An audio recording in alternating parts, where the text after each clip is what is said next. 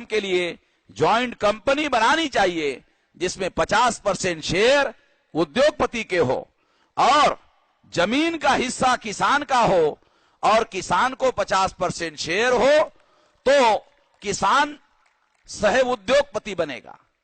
उद्योगपति तो उद्योगपति ही रहेगा मगर किसान जमीन के बदले में सह उद्योगपति बनेगा। अगर किसान उद्योगपति सह उद्योगपति बनेगा तो क्या होगा? सबका साथ सबका विकास होगा।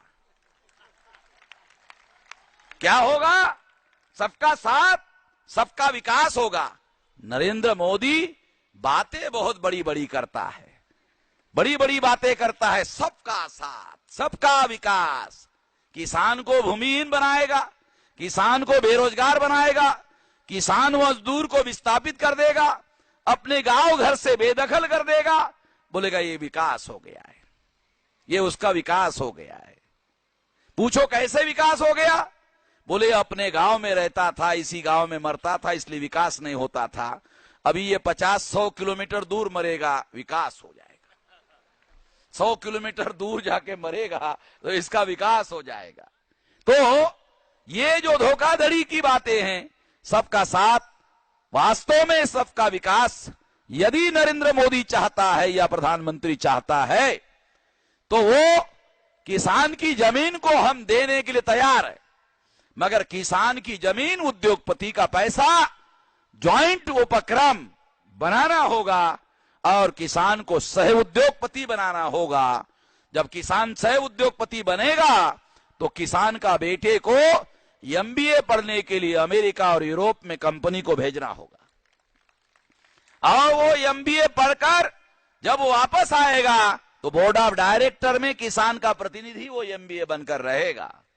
उस इलाके में जो मजदूर है, वो मजदूर के जो बेटे हैं, उन लोगों को स्किल्ड लेबर बनाया जाएगा और उस इलाके में जो इंडस्ट्री खड़ी होगी, मजदूरों के बच्चों को उसी कंपनी में रोजगार दिया जाएगा। किसान की भी समस्या का समाधान होगा, मजदूर की भी समस्या का समाधान होगा, सबका साथ होगा, सबका विकास होगा। नरेंद्र मोदी केवल बातें खपालता है, बड़ी बड़ी बातें ज्यादा करते रहता है, करता नहीं है।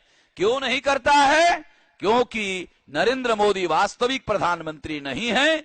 नरेंद्र मोदी को ब्राह्मणों ने रखा हुआ है। साथियों, भूमि अधिग्रहणाच्या संबंधामध्ये भूमि अधिग्रहण के बारे में मैंने आपको जो हमारा स्टैंड है, हमारी बात है, वो मैंने आपको बताया।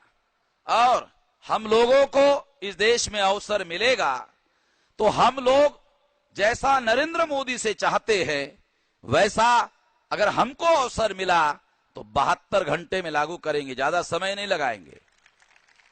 हमारे लोगों के लिए फैसले हम पहले करेंगे और ऐसा किया जा सकता है। 18 लाख करोड़ रुपए का जिस देश का बजट है, पैसे की कोई कमी नहीं है, किया जा सकता है। और पैसे की अगर कोई कमी है भी तो मंदिरों में बहुत है। वहां जो चर्बी चढ़ा हुआ पंडित जी वहां बैठा हुआ है, उसका वहां पर हम बोलेंगे कि तुमको महीने का कितना सैलरी चाहिए उतना ले लो, बाकी देश के विकास के लिए लगा दो। तुम राष्ट्रवादी हो ना, ऐसा कहते, तुम राष्ट्रवादी हो ना, राष्ट्रवादी कांग्रेस नहीं। राष्ट्रवादी अगर तुम हो तो ये जो संपत्ति यहां रखी हुई है ये देश के विकास के लिए लगनी चाहिए। वैसे जो ब्राह्मण वर्ण व्यवस्था मानता है, जो जाति व्यवस्था मानता है, जो अस्पृश्यता मानता है, जो आदिवासियों का सेग्रीगेशन करता है, जो महिलाओं को दास मानता है, वो कभी भी राष्ट्रवादी नहीं हो सकता। इस बात को हम लोगों को समझना होगा। ये केवल अखबारों में राष्ट्रवादी होते हैं, ये अपने परिवार में इस देश का देशद्रोह करने का काम करते हैं। इस देश के लोगों में 6000 टुकड़े करवाने का इन्होंने काम किया। तो 6000 टुकड़े करवाने वाले लोग जो समाजद्रोह करते हैं वह लोग देशद्रोह भी करते हैं, क्योंकि इससे राष्ट्र कमजोर होता है। जब राष्ट्र कमजोर होता है तो राष्ट्र का द्रोह होता है। ये प्रतिदिन ऐसा करने का इनकी व्यवस्था, इनका धर्म ही राष्ट्रद्रोह पर खड़ा है। इस बात को साथियों समझने की जरूरत है।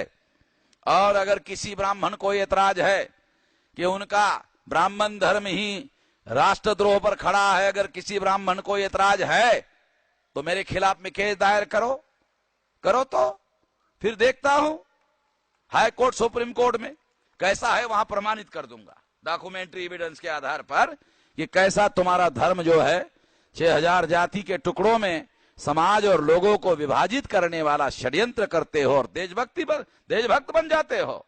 ये देशभक्ति हम लोग पाखंडी देशभक्ति है, इसको हम मानने वाले नहीं हैं और हम कोई गधे लोग नहीं हैं कि हम लोग तुम्हारे पाखंड के झांसे में आ जाए।